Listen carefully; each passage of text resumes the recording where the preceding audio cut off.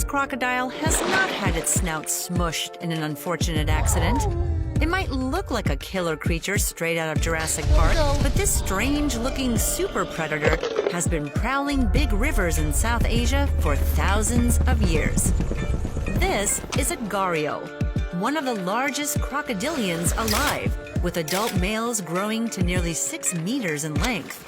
And now it can only be seen in a few isolated places in India and Nepal. Impressive! But seriously, what is going on with that strange snout? Should you be afraid of those razor-sharp teeth? What else makes the gharial the crocodile with a difference? Let's find out.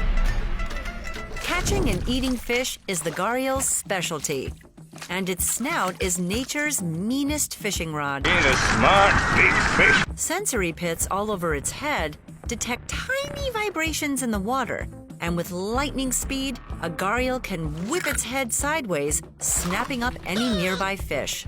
Its slender, long shape reduces drag, and even the most agile, slippery fish stands no chance against 110 interlocking sharp teeth. No chewing required, a gharial's meals are swallowed whole.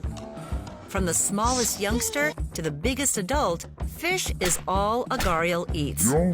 Hatchlings weigh only 100 grams, but they can grow to a massive 1,000 kilograms. But what's that gnarly-looking knob on that big gharial's snout? Well, it's a handy way to tell the difference between males and females among adults.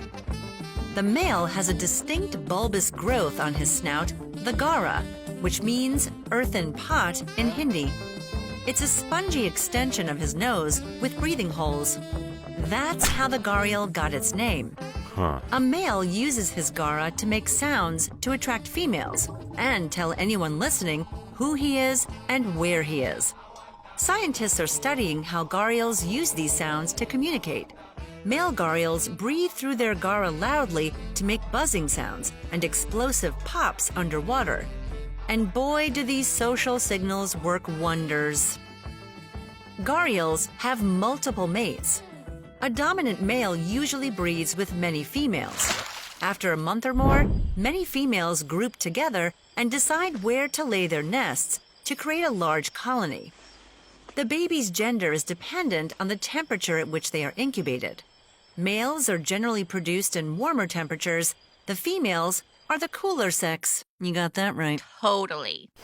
After incubating for 2.5 months, all 30 to 50 babies from each nest walk down to the shoreline on their own. Once safely at the shoreline, a gharial nursery forms called a creche, and babies gather in the hundreds, even 1,000 or more, just before the monsoon. Unlike other crocodiles with wider snouts, a gharial's slender mouth is probably too narrow and too full of sharp teeth to be of much use for carrying the youngsters from the nest to the water safely.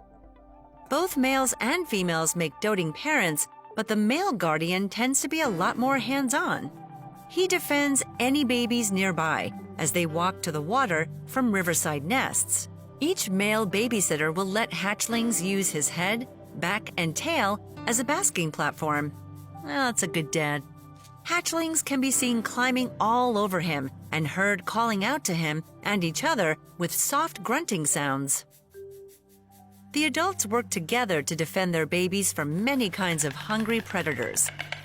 They're on guard constantly, day and night, against storks with sharp bills and jackals sneaking around the gharial nursery.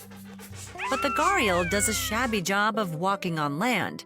It's nothing like the terrifying semi-upright crocodile stance of your nightmares. Its legs are too short and weak to help lift its belly off the ground. Sliding and crawling along on its belly awkwardly, the gharial only comes on land to lay eggs, to bask in the sun, or rest at night. But if you ever come across one of these crocs, don't worry.